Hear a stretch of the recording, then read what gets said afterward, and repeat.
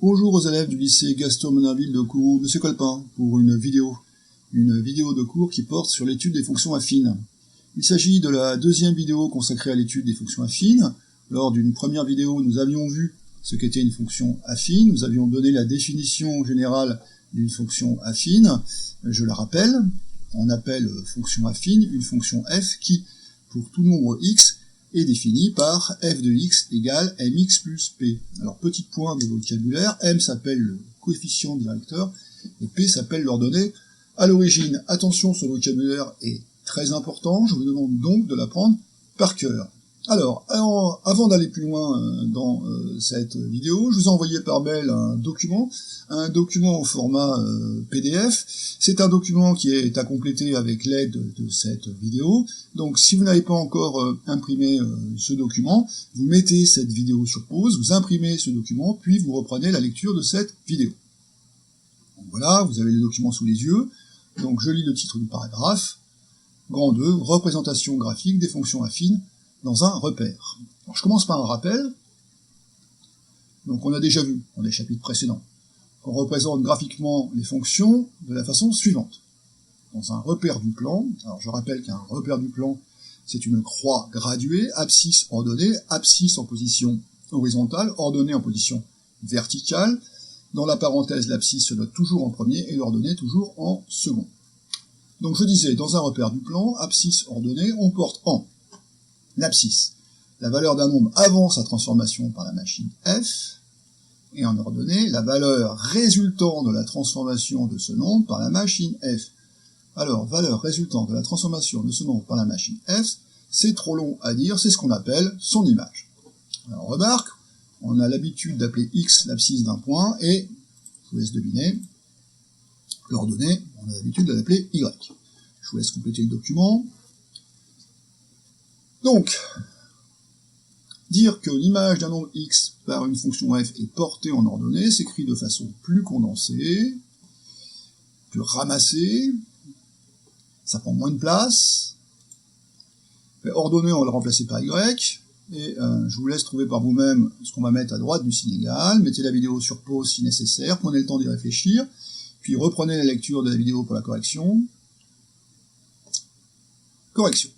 Donc, ce qu'on va mettre à droite du signe égal, c'est l'image d'un nombre x par une fonction f, mais de façon condensée. Alors ça se note f de x. Voilà, ça prend pas beaucoup de place. On peut passer à la suite, et donc on va s'intéresser aux représentations graphiques des fonctions affines. Pour ce faire, on va le faire à travers un exercice qu'on va traiter ensemble. Donc, exercice sur les fonctions affines, obtention des représentations graphiques des fonctions affines. Voilà l'exercice. Deux frères étudiants, Max et Hervé, vivent en Nouvelle-Calédonie où on utilise le franc pacifique, c'est la monnaie locale. Pour information, 100 francs pacifiques valent environ 0,883 €. Ils effectuent des petits boulots pour gagner leur argent de poche. D'accord, alors on va voir comment. Donc Max travaille à la bibliothèque universitaire. Pour cela, il est payé 400 francs de l'heure, plus un fixe de 5000 francs par mois. Alors, il faut bien comprendre ce que ça veut dire. Par exemple, si la bibliothèque n'a pas besoin de Max pendant un mois, et qu'elle lui dit, ce mois-là, vous restez chez vous, à la fin du mois, Max, il gagne quand même 5000 francs. Donc, dans son contrat, c'est écrit qu'il a un fixe de 5000 francs par mois. Si la bibliothèque n'utilise pas ses services pendant un mois, elle laisse Max à la maison, et Max, à la fin du mois, il touchera quand même 5000 francs. Quant à Hervé, Hervé fait régulièrement du babysitting pour ses voisins, et il est rémunéré 800 francs de l'heure. Donc, par contre, contrairement à Max, si Hervé ne travaille pas, il ne gagne rien. Première question. Calculez la somme gagnée par Max lorsqu'il a travaillé 10 heures dans le mois, donc je vous laisse le faire par vous-même. Mettez la vidéo sur pause le temps de le faire, puis une fois que c'est fait, reprenez la lecture de cette vidéo pour la correction.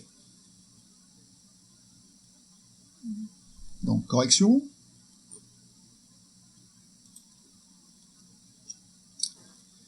Donc opération 400 x 10, oui, il a travaillé 10 heures à 400 francs par heure, donc 400 x 10, et il ne faut pas oublier de rajouter le fixe plus 5000. Donc ça lui fait 9000. Petite phrase de conclusion. Max, lorsqu'il a travaillé 10 heures dans le mois, gagne 9000 francs pacifiques dans le mois. Donc, je vous laisse prendre la correction. Mettez la vidéo sur pause, puis quand vous avez fini de prendre la correction, reprenez la lecture de la vidéo. On y retourne. Deuxième question, calculez la somme gagnée par Hervé lorsqu'il a travaillé 21 heures dans le mois. Donc, même chose, je vous laisse le faire.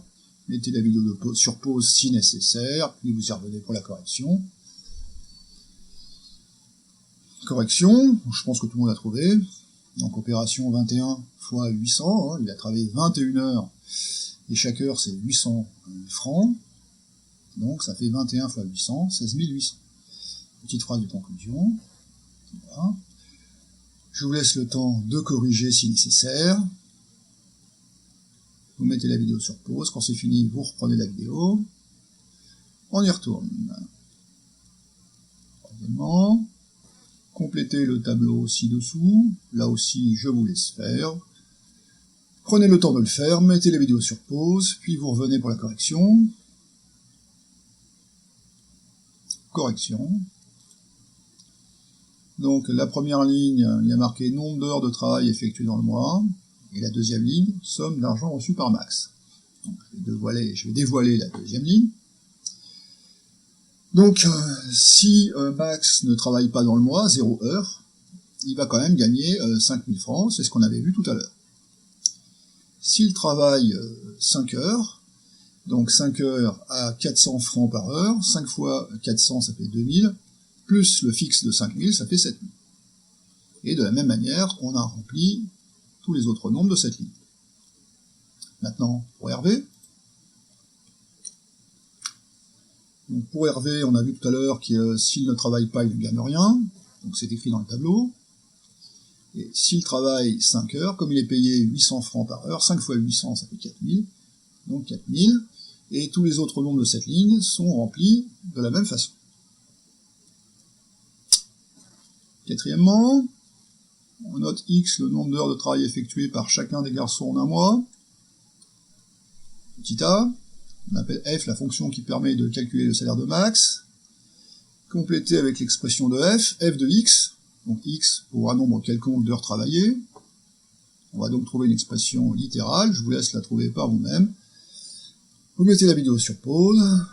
Quand vous avez trouvé, vous remettez la lecture de la vidéo en marche pour vérifier la solution.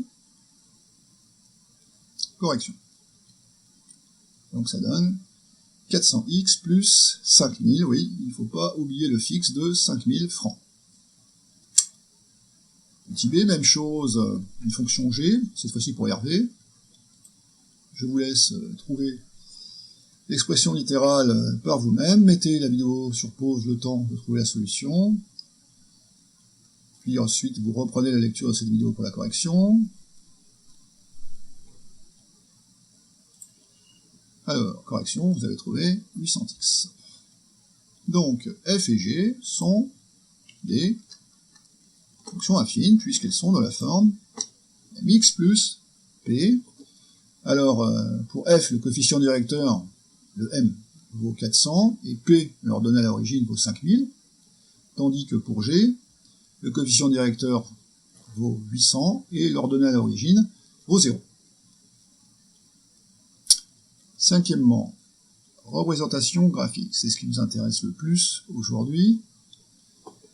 Donc dans le repère ci-dessous, vous voyez ce repère, il va falloir placer des points. Dans le repère ci-dessous, en mettant les nombres d'heures de travail en abscisse, donc je vous laisse compléter le document. Et alors, qu'est-ce qu'on va mettre en ordonnée? Je vous laisse réfléchir. Mettez la vidéo sur pause si besoin est. Correction. Donc ici, on va mettre les sommes d'argent reçues. Donc ici, c'est des heures, et là, c'est des francs pacifiques, en ordonnée. Alors, en utilisant le tableau précédent, placez en vert les points représentant graphiquement la situation de Max, en rouge les points représentant graphiquement la situation d'Hervé. Alors le tableau précédent, c'est celui-ci. Donc par exemple, si je prends Max, pour 10 heures, donc qui va être placé en abscisse, le 10, il a reçu 9000 francs. Donc ça va être placé en ordonnée, ça va donner un point. Donc je le montre. Pour 10 heures, 9000, ça va être le point qui est ici, juste avant 10 000.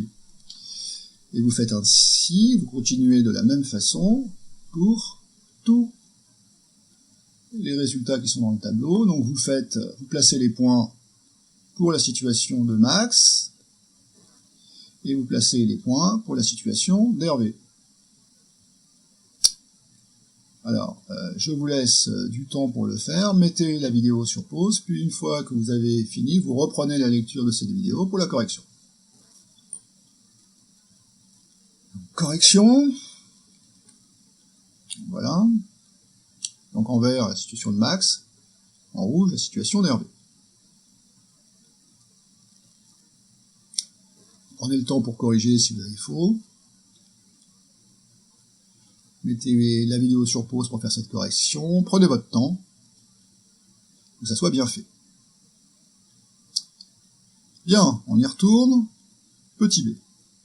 Que peut-on dire des points qui constituent ces représentations graphiques? Vous voyez que ces points, j'ai même déjà tracé les droites, ces points sont alignés. Donc les points rouges sont alignés, les points verts sont alignés aussi. Donc je vous laisse le temps pour écrire la solution, la réponse plus exactement. Question C. Était-il nécessaire de mettre tous les points du tableau de valeur pour construire ces deux représentations graphiques? Eh bien, si on savait que les points étaient de toute façon alignés, la réponse c'est non, car si on sait que les points sont alignés, il suffit de placer deux points, et ensuite de prendre sa règle, de tracer la droite qui passe par ces deux points. Donc c'est ce qu'on va mettre ici. Non, si on sait que les points sont alignés, il suffit d'en placer deux et de tracer une droite pour avoir les autres. Sixièmement, graphiquement, donner les coordonnées du point d'intersection des représentations graphiques des fonctions f et g. Alors, on y retourne sur le graphique. Donc l'intersection, le point d'intersection, je l'ai déjà mis. On demande ses coordonnées. Les coordonnées, c'est abscisse et ordonnée. Donc regardez l'abscisse du point d'intersection, donc environ 12,5, et l'ordonnée, on va dire 10 000. Donc on va répondre, on va compléter le document, donc, graphiquement. En suivant les pointillés portés sur le graphique, on trouve comme coordonnées du point d'intersection 12,5 en abscisse et 10 000 en ordonnée. Bon, ça c'était graphique. Septièmement, équation et l'équation. Petit a. Déterminer par le calcul la solution de l'équation g de x égale f de x. Que cela signifie-t-il pour les deux frères?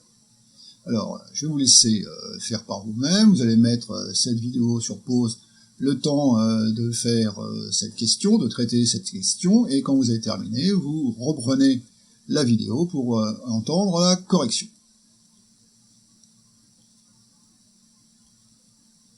Donc, correction. Donc, avant de dévoiler la solution, je vais faire la remarque suivante. G de x égale f de x. Ça peut s'écrire en remplaçant g de x par son expression et f de x par son expression par 800x égale 400x plus 5000. Ça, c'est notre point de départ. Voilà, ici, vous trouvez le point de départ. Ce qui est écrit ici, c'est la même chose que là. Donc 800x égale 400x plus 5000. Donc on regroupe tous les x du même côté. Donc ça fait 400x égale 5000, il y a une multiplication, d'où la division 5000 divisé par 400, 12,5. Donc la réponse, que cela signifie-t-il pour les deux frères? Pour 12 heures 30 minutes, 12,5 heures, ça fait 12 heures 30 minutes de travail, on a donc f de 12,5 qui est égal à g de 12,5. Donc pour 12 heures 30 minutes de travail, les deux frères reçoivent la même somme d'argent. Alors cette solution, on pouvait avoir graphiquement, elle vient confirmer ce qu'on a trouvé graphiquement, 12,5 en abscisse, et la somme commune que vont recevoir les deux frères, on l'a ici en ordonnée, 10 000. Bien. Petit b. Résoudre, déterminer par le calcul, l'inéquation f de x supérieure à 40 000 et interpréter le résultat. Alors là aussi, je vous laisse chercher la solution par vous-même, vous mettez la vidéo sur pause, et une fois que vous avez terminé, vous reprenez la lecture de cette vidéo pour vérifier vos résultats. Correction. Donc f de x supérieur à 40 000, donc on va commencer par remplacer f de x par son expression littérale, qui est 400x plus 5000. Voilà, donc ça c'est notre point de départ. Donc avec l'addition, on va se retrouver à résoudre 400x supérieur à 40 000 moins 5000. Donc là il y a une multiplication entre le 400 et le x. Du coup x est supérieur à 35 000 divisé par 400, ce qui donne x supérieur à 87,5. Alors, attention au morceau de phrase qui est ici, interpréter le résultat, ça veut dire qu'il faut impérativement écrire une phrase à partir du résultat que vous avez trouvé, à partir des nombres qui sont dans l'énoncé du texte, et du résultat que vous avez trouvé. Donc ça donne la phrase suivante. Pour gagner plus de 40 000 francs pacifiques dans le mois, Max doit travailler plus de 87,30 heures, 87 heures et 30 minutes. Donc je vous laisse prendre la correction. Mettez la vidéo si besoin est. Mettez la vidéo sur pause si besoin est. Remarque. Et contrairement à tout à l'heure, on avait trouvé la solution par le calcul et graphiquement. Ici, on ne pouvait pas trouver la solution graphiquement, voilà pourquoi. Ici, on ne pouvait pas trouver graphiquement la solution, car tout simplement, celle-ci avec les échelles choisies sort de la feuille. Si vous prenez le graphique, 87 heures, vous voyez, ça sort de la feuille. Donc c'est pas que c'est impossible d'un point de vue théorique, mais soit on prend une feuille plus grande, soit on change les échelles. En tout cas, avec les choix qu'on a fait ici, il n'était pas possible de voir la solution de l'inéquation. Donc ici, il fallait le faire uniquement par le calcul, ou alors je vous dis, prendre une feuille plus grande. Alors règle, c'est ça qui est extrêmement important et qui était à apprendre par cœur, mais vraiment par cœur, vous en aurez besoin pendant toute votre carrière d'étudiant. Vous avez besoin à tout prix de connaître ce résultat par cœur. Il faut qu'il soit marqué de manière indélébile dans votre cerveau. Donc on y va, vous avez un stylo rouge, parce qu'on va l'écrire en rouge. Donc les deux fonctions affines précédentes sont représentées graphiquement dans le repère ci-dessus par des droites. Et on admettra que ceci est vrai pour toutes les fonctions affines. Voilà, vous écrivez tout ça en rouge. Je le répète, c'est extrêmement important, c'est fondamental, puisqu'en plus, ça ne servira pas uniquement en maths, mais dans d'autres matières. Il faut que vous maîtrisiez les fonctions affines. Et une des choses à savoir par cœur, il y en a d'autres à savoir par cœur, mais une des choses à savoir par cœur, c'est que la représentation graphique des fonctions affines, c'est toujours des droites. Voilà. Je vous souhaite une bonne soirée. Je vais faire une troisième vidéo sur les fonctions affines. On n'a pas fini avec les fonctions affines. En attendant, je vous dis au revoir. À bientôt, Monsieur Colpan.